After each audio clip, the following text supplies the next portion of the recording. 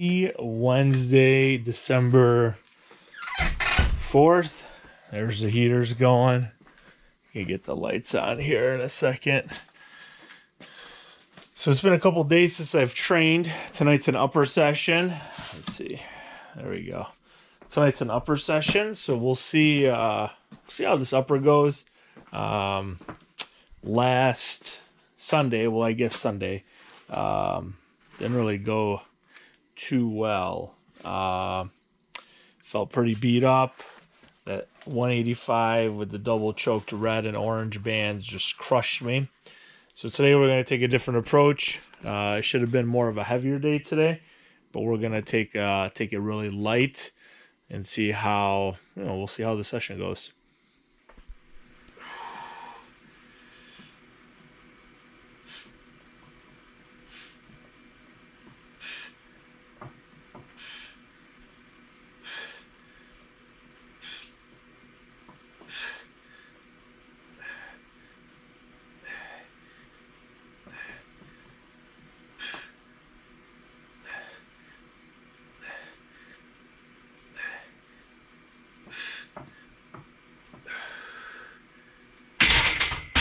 Ooh, so that's not really, oh gosh, let's see here.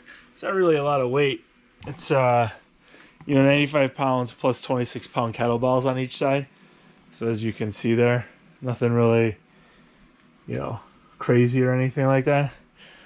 But I've noticed over the years, after a poor bench session, if I come back to 3 to 5 sets of 15 here, makes me feel a little bit better, increased blood flow, but it definitely works on the stabilization of the shoulders, right? It's not a lot of weight, but the wobbliness, if you could tell or you can hear it, of the kettlebells makes it much more difficult. About 90 seconds rest in between. So 5 sets, you should be done, in about 10, 12 minutes or so, give or take. But what a tough exercise. Just wrapped up Wednesday's very light and dynamic upper session. Like I mentioned before, should have been a little heavier. Work up to a 5 rep max, but the way Sunday went and the way Monday went, figure this would be more of like a deload day.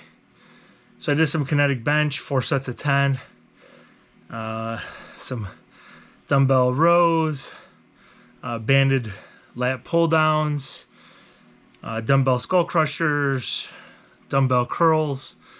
I really got through a few hundred reps in about, let's see here, about 30 minutes. So I tried pushing the pace a little bit. I'm still a little tired, as you can tell.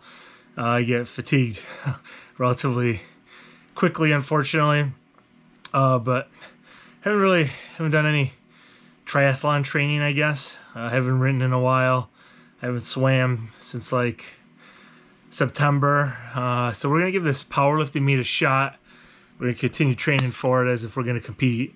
But I'm going to incorporate, after the new year, a couple of biking sessions, training sessions in the basement. Just kind of start building up some mileage. The past 2 years, I really haven't started training for any triathlon races until the end of May, beginning of June, and I've just, that's not good enough, especially if I want to do a half iron in July. So train through this powerlifting meet in March, then really start dedicating more so towards triathlon training.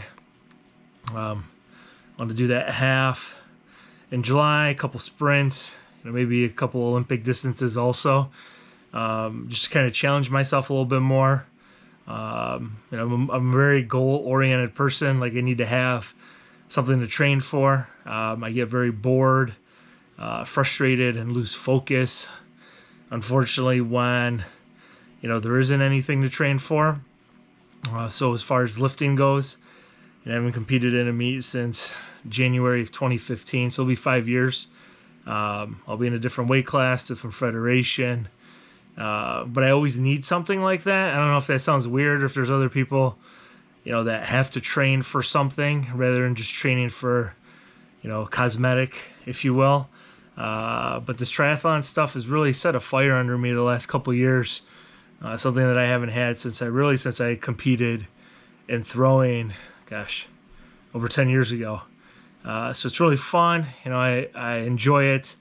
But somebody mentioned on my Instagram page, made a comment about listening to your body and then not really listening. Like, I wish I would have listened when I was 23, 24, 25 years old, rather than having 8, 9, 10 training sessions a week with throwing, and lifting. I'd probably be in a different place right now. My body probably wouldn't feel as like beat up, and I'm going to be 38 in February.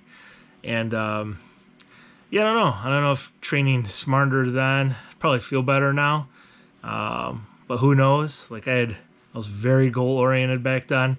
I wanted to qualify for the 08 Olympic trials and the hammer, U.S. indoor nationals in the weight also. Like, I really had some high expectations for myself. I didn't live up to them, but I feel like I accomplished a lot of what I wanted to accomplish.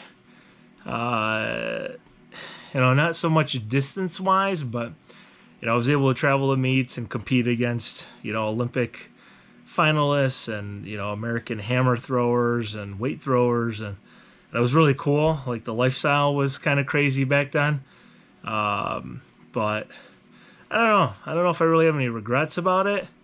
I just feel sometimes, looking back, if I would have listened better or listened to my body, if I would have trained more efficiently, I would have sought out a mentor or a coach, somebody to kind of help me along the way. Because back, 10 years ago, I was, teaching full time and coaching. And actually, I was in grad school. I was in admin program to earn my administrative certificate to be school district administrator, superintendent, principal, stuff like that. And I was still trying to throw far and train in the weight room. Like, it was just, I don't know what I was thinking. But if I guess it beats, sitting around on the couch and not doing anything. I don't know, maybe they were just too lofty of goals, too high of expectations I had for myself. But I could start over from, not really scratch, but, late 30s. I guess I got another opportunity to train for something different with triathlon. So that's really fun. But, rather than ramble on, I'll just want to say thanks as always for watching and, listening and supporting. And, hopefully there's, somebody out there that can, pick something from, one of these little rambling confessionals, kind of like, Jersey Shore, or, Road Rules type stuff, if you're old enough to remember those things. But I appreciate everyone's time, and thank you very much, and have a great night.